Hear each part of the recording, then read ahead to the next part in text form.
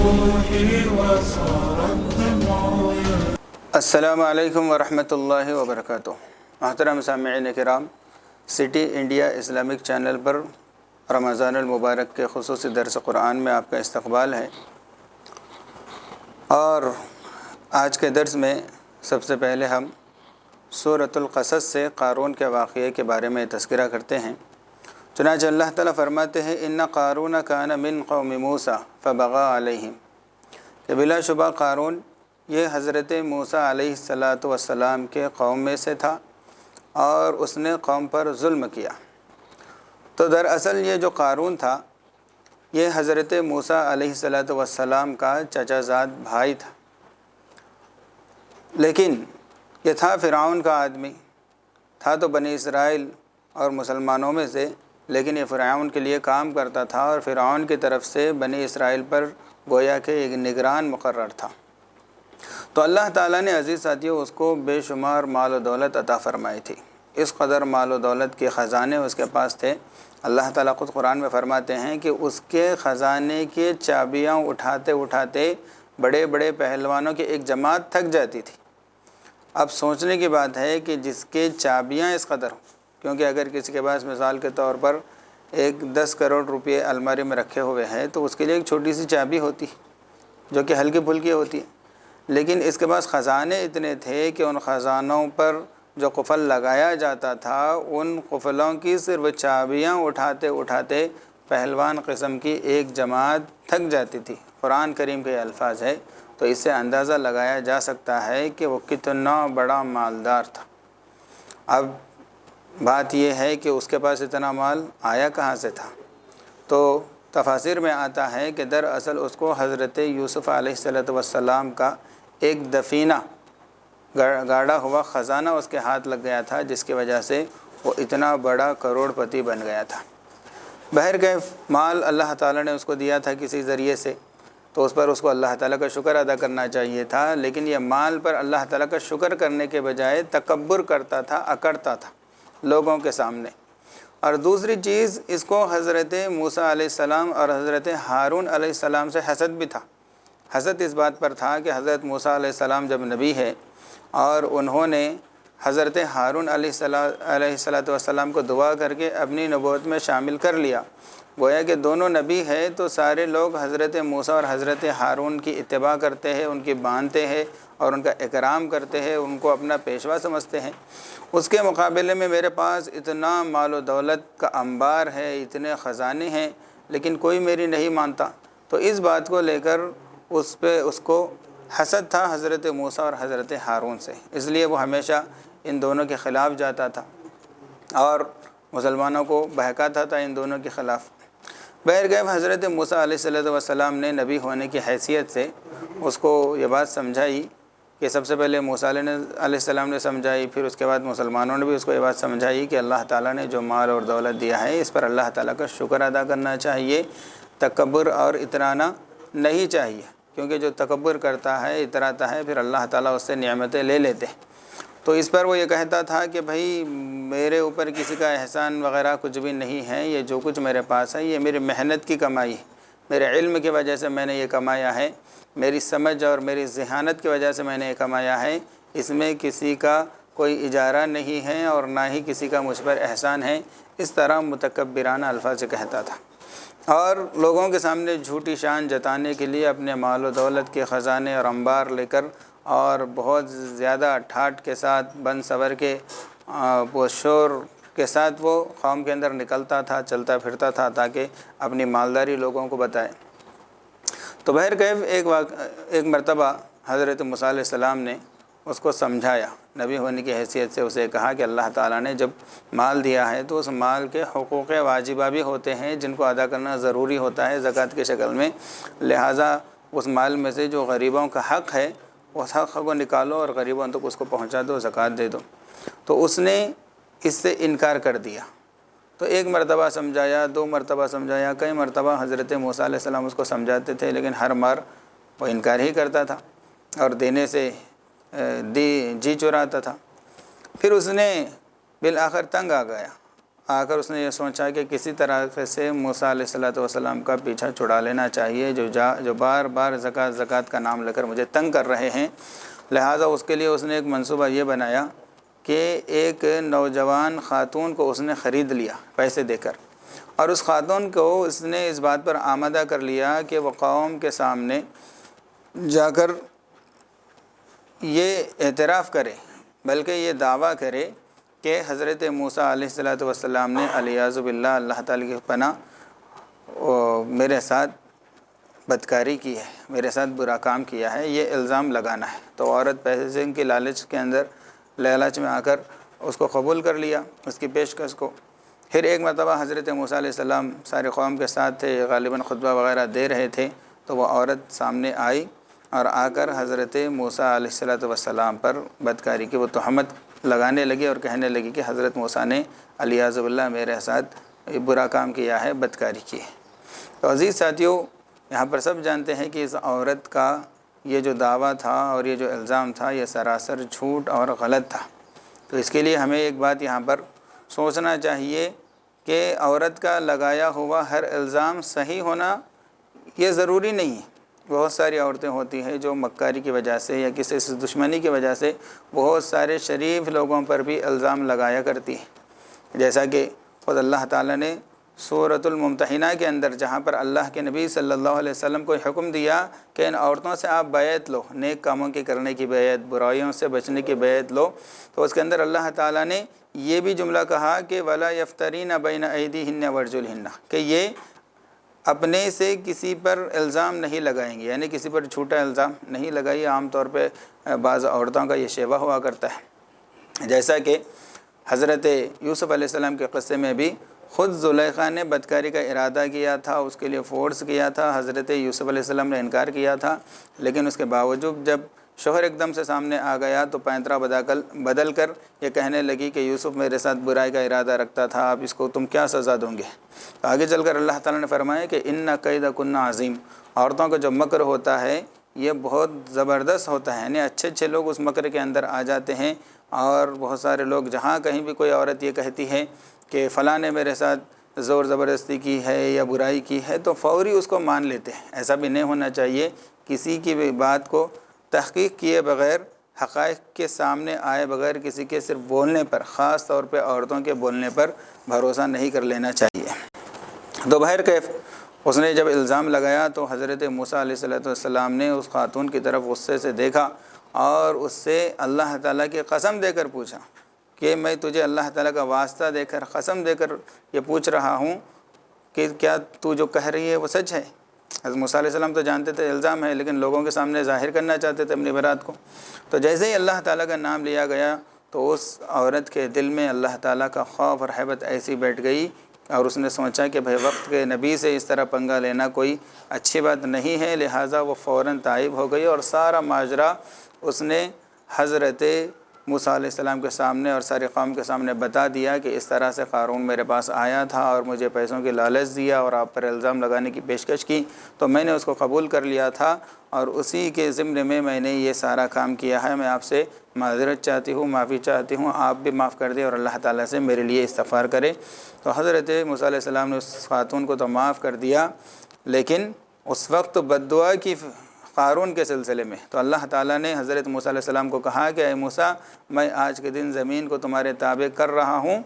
تم جو کہو گے آج کے دن زمین آپ کا حکم مانے گی۔ تو حضرت موسیٰ علیہ السلام نے بد دعا کی، زمین کو حکم دیا کہ قارون کے اس کے سارے خزانوں کے سمیت نگل جا۔ جس خزانے جس مال کے محبت میں اس نے اتنی گھناؤنی حرکت کی، مجھ پر بدکاری کا الزام لگانے کی کوشش کی، اس کو بھی دھسا دے اور اس کے ساتھ اس کے مال کو بھی دھسا دے۔ اس طرح قارون چیختا رہا، چلاتا رہا، زمین تھوڑا تھوڑا کر کے اس کو نگلتی تھی۔ تو وہ چیختا تھا، حضرت موسیٰ علیہ السلام سے معافی مانگتا تھا اور واویلا مچاتا تھا، لیکن حضرت موسیٰ علیہ السلام نے بالکل بھی اس کو معاف نہیں کیا، یہاں تک کہ وہ اپنے سارے مال و دولت کے سمیت زمین کے اندر دھس گیا۔ تو جس وقت یہ مال و دولت لے کر لوگوں کے سامنے نکلتا تھا تو اس کے اندر سے جو لالچ قسم کے لوگ ہوتے تھے وہ بہت رشک کرتے تھے قارون پر کہ ہائے کتنا قارون کو مال دیا گیا، کاش کہ ہمیں بھی اتنا مال ملتا۔ قرآن میں اللہ تعالیٰ آگے چل کے فرماتے ہیں جو کل تک قارون کے مقام کو اور اس کے مال کو دیکھ کر اس پر رال ٹپکاتے تھے اور رشک کرتے تھے، وہ لوگ یہ کہنے لگے وَإِكَأَنَّهُ لَا يُفْلِحُ الْكَافِرُونَ لَوْلَا أَمَّنَّ اللَّهُ عَلَيْنَا لَخَسَفَ بِنَا، اگر اللہ تعالیٰ کا ہم پر احسان نہ ہوتا تو ہم بھی کیا ہو جاتے، ہم بھی آج زمین کے اندر دھس جاتے۔ ایسے مال کا کیا فائدہ جو انسان کو لے ڈوبے۔ اللہ تعالیٰ جس کو چاہے جتنا چاہے روزی دیتا ہے، لہٰذا ہمیں اللہ تعالیٰ کی تقسیم پر راضی رہنا چاہیے، دوسروں کو دیکھ کر اس پر رال نہیں ٹپکانا چاہیے اور ناشکری نہیں کرنا چاہیے۔ اس طرح سب کو گویا کہ سبق حاصل ہو گیا۔ تو عزیز ساتھیو، ہمیں بھی اس واقعے سے یہی سبق لینا ہے، سب سے پہلے اللہ تعالیٰ کی تقسیم سے راضی رہنا ہے۔ اللہ تعالیٰ جس کو دیے جتنا دیے، اللہ تعالیٰ جس حال پہ رکھے اس حال پہ راضی رہنا چاہیے۔ دوسرا کسی کو دیکھ کر حسد نہیں کرنا چاہیے، جو چیزیں واقعتاً اچھی ہے ان کو دیکھ کر بھی حسد نہیں کرنا چاہیے۔ اللہ تعالیٰ نے کسی کو علم کے اعتبار سے اونچا مقام دیا، مرتبہ دیا، عزت کے اعتبار سے، رتبے کے اعتبار سے مقام دیا، منصب دیا، تو اس پہ بھی حسد نہیں کرنا چاہیے۔ اور دنیا کی نعمتوں کو دیکھ کر تو بالکل بھی حسد اور رشک نہیں کرنا چاہیے، کیونکہ دنیا تو فانی ہے، چند روزہ ہے۔ آج ہے مال، کل انسان کو پتہ نہیں اس کے پاس کیا بچے گا کیا نہیں بچے گا، کوئی اس کی گارنٹی نہیں ہے، کوئی اس کا بھروسہ نہیں ہے۔ اس لیے مال کے سلسلے میں انسان کو بہت زیادہ فکر مند نہیں رہنا چاہیے، بلکہ اعمال کی فکر زیادہ سے زیادہ کرنے کی کوشش کرنا چاہیے۔ تو اللہ تعالیٰ نے اس طرح قارون کو زمین میں دھسا کر قیامت تک کے لیے انسانوں کے لیے اس کو عبرت بنایا۔ پھر آگے چل کر آیت ہے ان الذی فرض علیک القرآن لرادک الی معاد۔ اللہ تعالیٰ فرماتے ہیں نبی جی، جس اللہ نے تم پر قرآن کو نازل کیا ہے وہ تمہیں دوبارہ لوٹائے گا اپنے ٹھکانے کی طرف۔ دراصل واقعہ یہ پیش آیا تھا جس وقت رسول اللہ صلی اللہ علیہ وسلم کو حکم ہوا ہجرت کرنے کا، تو آپ صلی اللہ علیہ وسلم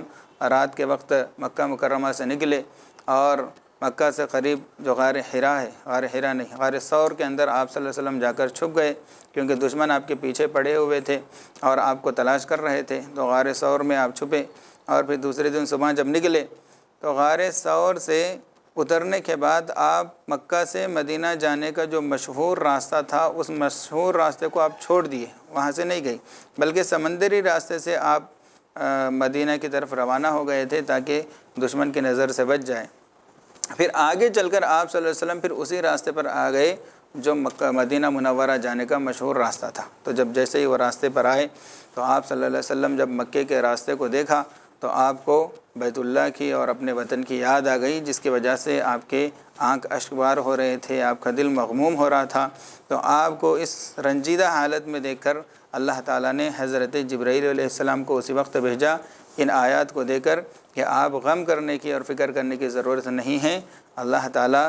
یہ جو آپ کی فراقت ہے، یہ جو آپ کی جدائیگی ہے، یہ ہمیشہ کی نہیں ہے، طویل نہیں ہے، بلکہ چند روزے کی یہ جدائیگی ہے، اور بہت جلد اللہ تعالیٰ تمہیں پھر مکہ کی طرف لوٹائیں گے۔ پھر اللہ تعالیٰ نے اپنا وعدہ پورا کر کے دکھایا۔ فتح مکہ کے ذریعے سے رسول اللہ صلی اللہ علیہ وسلم اپنے صحابہ کے ساتھ پوری شان و شوکت کے ساتھ مکہ مکرمہ کے اندر دوبارہ داخل ہو گئے۔ صرف مکہ مدینہ ہی نہیں بلکہ سارا عرب رسول اللہ صلی اللہ علیہ وسلم کے زیر تسلط آ گیا تھا۔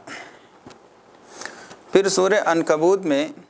اللہ تعالیٰ ارشاد فرماتے ہیں کہ مثل الذین اتخذوا من دون اللہ اولیاء کمثل العنکبوت اتخذت بیتا، کہ ان لوگوں کی مثال جو اللہ تعالیٰ کی عبادت کو چھوڑ کر دیگر معبودان باطلہ کو اپنا سب کچھ بنا لیا ہے اور ان پر وہ تکیہ کرتے ہیں، بھروسہ کرتے ہیں کہ یہ ہمارے کچھ کام آئیں گے، ان سے ہمیں کچھ فائدہ ہوگا۔ فرمایا کہ ان کی مثال اس مکڑی کی جیسی ہے جس نے اپنا گھر بنا لیا ہے۔ اللہ تعالیٰ خود فرماتے ہیں کہ وَإِنَّ أَوْهَنَ الْبُيُوتِ لَبَيْتُ الْعَنْكَبُوتِ، کہ سارے گھروں میں سب سے کمزور قسم کا جو گھر ہے وہ مکڑی کا گھر ہے۔ تو مکڑی نے اپنے نظام کے مطابق اپنا ایک مسکن بنا لیا، جال تن کر اس نے گھر بنا لیا، اور اس نے یہ سوچا کہ یہ میرا گھر، یہ مجھے بچائے گا ہر طرح کے آفتوں سے، حالانکہ اس کا گھر اتنا کمزور ہے کہ چھوٹی سی چھوٹی آفت سے بھی اس کو نہیں بچا سکتا، کیونکہ مکڑی کا گھر کوئی ایسا مضبوط قلعہ نہیں ہے جس کو توڑ کر اس تک پہنچنا کسی کے لیے مشکل ہو۔ ہم جانتے ہیں ہمارے گھروں کے اندر بھی کہیں کہیں مکڑیاں جالا تن دیتی ہے تو اس کو توڑنے کے لیے کوئی بڑے پہلوان کی ضرورت نہیں ہے، کسی بلڈوزر اور کرین کے لانے کی ضرورت نہیں ہے، بلکہ ایک چھوٹا 2 سال کا بچہ بھی پرانی جھاڑو کی اگر ایک کاڑی لے کر چلے گیا ایک بالش کی تو وہ بھی یوں 2 منٹ میں بلکہ 2 سیکنڈ میں اس کے سارے گھر کو اجاڑ دے گا، تو اس سے بھی اس کی حفاظت نہیں ہو سکے گی۔ تو جس طرح یہ مکڑی کا جالا کمزور ہے اور یہ مکڑی کا کوئی کام آنے والا نہیں ہے، تو اسی طریقے سے اللہ تعالیٰ فرماتے ہیں جو کوئی اللہ تعالیٰ کو چھوڑ کر معبودان باطلہ کی پرستش کرتے ہیں اور ان سے امیدیں لگائے بیٹھتے ہیں تو ان کی مثال بھی اسی مکڑی کی طرح ہے، یعنی اللہ تعالیٰ کی طاقت اور قوت کے سامنے، اللہ تعالیٰ کے قہر کے سامنے اور شرک کرنے کی وجہ سے اللہ تعالیٰ کے عذاب کے سامنے یہ ان کے کوئی کام آنے والے نہیں ہیں، اور نہ ہی ان کو اللہ تعالیٰ کے عذاب سے بچانے میں وہ معاون اور مددگار ثابت ہوں گے۔ پھر اس کے بعد عزیز ساتھیو سورہ روم ہے، جس کے اندر اللہ تعالیٰ فرماتے ہیں الف لام میم غلبت الروم فی ادنی الارض۔ اللہ تعالیٰ فرماتے ہیں کہ روم مغلوب ہو گیا یعنی شکست کھا گیا اور ہار گیا۔ تو دراصل میں نے اس سے پہلے بھی بتایا تھا کہ رسول اللہ صلی اللہ علیہ وسلم کے دور میں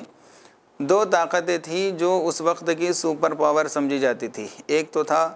روم اور دوسرا تھا فارس۔ روم اور فارس یہ دونوں اس وقت کی سب سے بڑی طاقتیں تھیں، بڑی سلطنتیں تھیں، اور ان دونوں میں ہمیشہ ٹکراؤ ہوتا تھا، کبھی روم فارس پر غالب آتا تھا، کبھی فارس روم پر غالب آتا تھا۔ تو ایک مرتبہ کا واقعہ یہ ہے کہ ان دونوں کے درمیان میں پھر سے جھڑپ ہوئی، لڑائی ہوئی، جنگ ہوئی، تو اس مرتبہ اہل فارس جو ہے وہ اہل روم پر غالب آ گئے۔ اب ظاہر سی بات ہے کہ جو اہل فارس ہے وہ اہل کتاب تھے، نصارہ تھے۔ اہل فارس یہ آتش پرست تھے، آگ کی پرستش کرتے تھے اور وہ بھی کفار تھے، اور دوسری طرف جو روم تھے یہ نصارہ تھے، عیسائی تھے، تو یہ اہل کتاب تھے لیکن تھے وہ بھی کافر۔ تو دونوں کافر تھے، دونوں سے مسلمانوں کا کچھ لینا دینا نہیں تھا۔ لیکن بات دراصل یہ تھی کہ جو نصارہ تھے، نصارہ ایک اعتبار سے نسبتاً مسلمانوں سے تھوڑا قریب تھے، وہ اس طور پر کہ چونکہ نصارہ عیسائی تھے، وہ اہل کتاب تھے، ان کے پاس انجیل تھی، جس طرح مسلمان اہل کتاب ہیں ان کے پاس قرآن ہے۔ اس کے مقابلے میں جو فارس والے ہیں وہ آتش پرست تھے۔ تو جب یہ جنگ چل رہی تھی اس وقت مکہ کے اندر جو کفار تھے اور مسلمان تھے، تو کفاروں کی یہ خواہش تھی کہ فارس روم پر جیت جائے، اور مسلمانوں کی یہ خواہش تھی کہ روم جیت جائے، کیونکہ ان دونوں کے اندر مناسبت جو تھی ایک گنا، حالانکہ دونوں ایک دوسرے کے مخالف تھے، لیکن جس طرح یہ بت پرست تھے اہل مکہ اسی طرح وہ آتش پرست تھے، اس لیے وہ چاہتے تھے کہ روم فارس غالب آ جائے، اور مسلمان یہ چاہتے تھے کہ روم غالب آ جائے۔ تو اتفاق سے ہوا یہ، اللہ تعالیٰ کا کرنا ایسا ہوا کہ اس وقت فارس روم پر غالب آ گیا، تو جس کو دیکھ کر کفار مکہ خوشیاں بنانے لگے اور ایک دوسرے کو مبارکبادیاں دینے لگے اور شور مچاتے ہوئے گویا کہ پھر رہے تھے۔ تو ایسی حالت میں اور یہ بھی کہہ رہے تھے کہ دیکھو جس طرح وہاں پر آتش پرست اہل کتاب پر غالب آ گئے، اسی طرح یہاں کے بت پرست یعنی ہم لوگ بھی کل کو تم جو اہل کتاب مسلمان ہیں تم پر غالب آ جائیں گے، آگے چل کر ہماری ہی حکومت ہوگی مکہ کے اندر بھی اور عرب کے اندر بھی۔ تو خوشیاں منا کر پھر رہے تھے، جس سے مسلمانوں کو تھوڑی بہت تکلیف اور رنج ہوا، تو اللہ تعالیٰ نے یہ آیت نازل فرمائی اور اس کے اندر یہ کہا گیا کہ اگرچہ روم فی الحال شکست کھا کر مغلوب ہو گیا، لیکن بہت ہی قریب یعنی چند سالوں میں ایسا ہوگا کہ دوبارہ روم فارس پر غالب آ جائے گا۔ اب قرآن کی گویا کہ پیشن گوئی تھی جس کے پورا ہونے میں کسی کو کوئی ذرا برابر مسلمانوں کا شک اور تردد نہیں تھا۔ تو حضرت صدیق اکبر رضی اللہ تعالیٰ عنہ اٹھے، کھڑے ہو گئے اور جا کر کفار کے مجمع میں اعلان کرتے تھے کہ تمہارے خوشیاں منانے کی کوئی ضرورت نہیں ہے، تمہاری یہ خوشیاں چند دن کی ہے، کیونکہ بہت جلد ایسا ہونے والا ہے کہ روم دوبارہ غالب آ جائے گا، فتح حاصل کرے گا اور وہ فارس کو شکست دے گا اور ہرا دے گا۔ تو جب یہ باتیں سنتے تھے تو کفار کو اچھا نہیں لگتا تھا، اور خاص طور پر ابی بن خلف جو رسول اللہ صلی اللہ علیہ وسلم کا کٹھر دشمن تھا، اس نے انکار کر دیا اور کہا کہ تم جھوٹ کہہ رہے ہو، تمہاری بات بالکل بھی صحیح نہیں ہو سکتی، یہ بالکل غلط ہے، کیونکہ روم پوری طرح سے مغلوب ہو گیا ہے، وہ اس کو اتنا زبردست ضرب لگا ہے کہ وہ دوبارہ کبھی اٹھ نہیں سکتا۔ اس طرح کی باتیں کرنے لگا، تو اس پر صدیق اکبر رضی اللہ تعالیٰ عنہ کو چونکہ یقین تھا جب قرآن کی پیشین گوئی ہے تو ضرور پورا ہوگی، تو انہوں نے کہا کہ ایسا ضرور ہو کے رہے گا، اگر تو چاہے تو میں اس پر شرط لگانے کے لیے بھی تیار ہوں، اگر ایسا نہیں ہوا تو میں تجھے 10 اونٹیں دوں گا، اگر ایسا ہو گیا تو پھر تو مجھے 10 اونٹ دینا پڑے گا۔ تو حضرت صدیق اکبر رضی اللہ تعالیٰ عنہ نے کہا کہ 3 سال کے اندر پھر روم فارس پر غالب آ جائے گا۔ تو اس پر ابی بن خلف بھی تیار ہو گیا شرط پر، اس نے کہا کہ ٹھیک ہے چلو مجھے شرط منظور ہے، اگر 3 سال میں روم غالب آ گیا تو میں تمہیں 10 اونٹ دوں گا، اگر نہیں آیا تو پھر ایسی صورت میں تم شرط ہار گئے اور تمہیں 10 اونٹ مجھے دینا ہوگا۔ دونوں میں ڈیلنگ ہو گئی۔ اس کے بعد حضرت صدیق اکبر رضی اللہ تعالیٰ عنہ آپ صلی اللہ علیہ وسلم کے پاس تشریف لائے، آ کر سارا ماجرا سنایا۔ تو آپ صلی اللہ علیہ وسلم نے کہا کہ کام تو ٹھیک کیا، لیکن یہ 3 سال کہاں سے کہہ دیا آپ؟ 3 سال میں نے تو نہیں بتایا، اور اللہ تعالیٰ نے بھی 3 سال نہیں بتایا، بلکہ اللہ تعالیٰ نے کہا فی بضع سنین، چند سالوں میں۔ اور عربی کے اندر بضعن کا جو لفظ آتا ہے وہ 3 سے 9 تک کے لیے بولا جاتا ہے، گویا کہ 3 سے 9 سال کے درمیان کبھی بھی یہ ہو سکتا ہے، لیکن 3 سال بول کے متعین تو نہیں تھا، اب 3 سال کیوں بولے؟ لہٰذا آپ ایک کام کرو، دوبارہ جاؤ ابی بن خلف کے پاس، بجائے 10 اونٹوں کے 100 اونٹوں کی شرط لگاؤ، اور ساتھ ہی ساتھ مدت بھی 3 سال کے بجائے 9 سال کی مدت کی شرط لگاؤ کہ 9 سال کے اندر دوبارہ روم فارس پر غالب آ جائے گا، اور شرط اس پہ 100 اونٹ کی لگے گی۔ تو جب گئے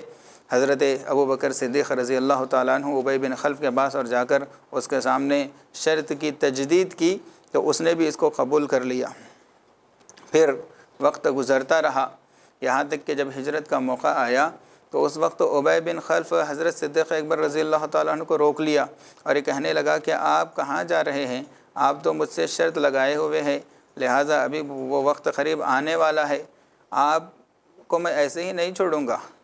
آپ یہاں پر کسی کو اپنا کفیل بنائیں کہ اگر اس طرح نہیں ہوا، 9 سال کے اندر روم پھر غالب نہیں آیا، فتح حاصل نہیں کرا، تو پھر آپ کی طرف سے 100 اونٹ دینے والا کوئی مکہ میں مقرر کرو، تب میں آپ کو چھوڑوں گا۔ تو حضرت ابو بکر صدیق رضی اللہ تعالیٰ عنہ نے اپنے بیٹے حضرت عبد الرحمن رضی اللہ تعالیٰ عنہ کو اس کا کفیل بنایا کہ اگر میں شرط ہار گیا تو اس کو 100 اونٹ میری طرف سے دے دینا، اگر میں جیت گیا تو پھر اسے 100 اونٹ میری طرف سے اس سے لے لینا۔ تو اس کے بعد اس نے راستہ چھوڑ دیا۔ بہرکیف ہجرت کے چند سال بعد، خاص طور پہ جب غزوہ بدر کا معرکہ پیش آیا، اس وقت مسلمانوں کا کفار کے ساتھ معرکہ چل رہا تھا، اس وقت اللہ کا کرنا ایسا ہوا کہ اسی وقت وہاں پر دوبارہ فارس اور روم کے درمیان میں دوبارہ جنگ چھڑ گئی۔ تو اللہ تعالیٰ نے یہاں پر بدر کے میدان میں مسلمانوں کو جہاں پر فتح عطا فرمائی، تو دوسری طرف ادھر بھی روم دوبارہ فارس کو ہرا کر فاتح ہو گیا، اور فارس کو اس نے شکست دے دی، جس کو یعنی جب ان دونوں کے درمیان میں جنگ ہوتی تھی تو مسلمان چاہتے تھے کہ روم غالب آ جائے، تو روم وہاں پر غالب آ گیا، روم جیت گیا۔ تو اس دن گویا کہ مسلمانوں کو 2 خوشیاں، ایک تو خود مسلمان کفار کے مقابلے میں جیت گئے تھے، اور دوسری طرف روم نے بھی فارس کو شکست دے دی تھی۔ تو جب یہ شرط بھی گویا کہ صدیق اکبر رضی اللہ تعالیٰ عنہ جیت گئے، اور ابی بن کعب کے پاس کیا ہے، اس وقت وہ نہیں تھا، بلکہ جنگ بدر میں وہ مارا گیا تھا، ابی بن خلف۔ تو حضرت صدیق اکبر رضی اللہ تعالیٰ عنہ اس کے بیٹوں کے پاس گیا اور کہا کہ تمہارے باپ نے مجھ سے اس طرح شرط لگائی تھی، لہٰذا وہ مجھے 100 اونٹ باقی ہے، شرط ہار گیا ہے وہ۔ تو اس کے بیٹوں نے اسے 100 اونٹ دیے۔ تو حضرت صدیق اکبر رضی اللہ تعالیٰ عنہ وہ آپ صلی اللہ علیہ وسلم کی خدمت میں لے کر آئے۔ تو جس وقت یہ شرط لگائی جا رہی تھی، اس وقت جوا یعنی سٹے بازی کے احکام شریعت کے اندر نازل نہیں ہوئے تھے، تو گویا کہ اس وقت ابھی اس کی حرمت نازل نہیں ہوئی تھی، اس لیے خود رسول اللہ صلی اللہ علیہ وسلم نے کہا تھا کہ بجائے 10 اونٹ کے بجائے 100 اونٹوں کی شرط لگا دو، یعنی 2 طرف سے شرط لگانے کی رسول اللہ صلی اللہ علیہ وسلم نے اس وقت اجازت دی تھی، جو کہ جوا ہے، لیکن اس کی حرمت ابھی قرآن میں نازل نہیں ہوئی تھی، اس لیے آپ صلی اللہ علیہ وسلم نے وہ شرط لگانے کی اجازت دی تھی۔ لیکن جس وقت یہ شرط حضرت صدیق اکبر رضی اللہ تعالیٰ عنہ جیت گئے تھے، اس وقت تک اللہ تعالیٰ نے قرآن کے اندر جوے کی حرمت کا حکم نازل کیا تھا اور جوے کو حرام قرار دیا تھا۔ تو جب یہ 100 اونٹ لے کر صدیق اکبر رضی اللہ تعالیٰ عنہ آپ صلی اللہ علیہ وسلم کی خدمت میں پہنچے، تو آپ صلی اللہ علیہ وسلم نے کہا کہ بھائی یہ تو جوے کی اور حرام کی کمائی ہے، لہٰذا اس کو آپ استعمال نہیں کر سکتے، اس لیے اس کو غریبوں کے اندر صدقہ کر دو۔ تو رسول اللہ صلی اللہ علیہ وسلم کے حکم کے مطابق صدیق اکبر رضی اللہ تعالیٰ عنہ نے اس میں سے ایک اونٹ بھی اپنے لیے نہیں رکھا، بلکہ سارے کے سارے غریبوں کے اندر اور فقیروں کے اندر، محتاجوں کے اندر حضرت صدیق اکبر رضی اللہ تعالیٰ عنہ نے اس کو تقسیم کر دیا۔ تو یہ ہے سورہ روم کے نازل ہونے کا مختصر سا پس منظر اور شان نزول۔ اللہ تعالیٰ سے دعا ہے کہ اللہ تعالیٰ ہمیں قرآن پاک کے بتائے ہوئے سارے قصوں پر یقین کرنے کی توفیق عطا فرمائے۔ قرآن پاک کی بتائی ہوئے ایک ایک بات پر یقین کرتے ہوئے قرآن کے بتائے ہوئے راستے پر چلنے کی اللہ تعالیٰ ہمیں توفیق عطا فرمائے۔ وآخر دعوانا ان الحمد للہ رب العالمین۔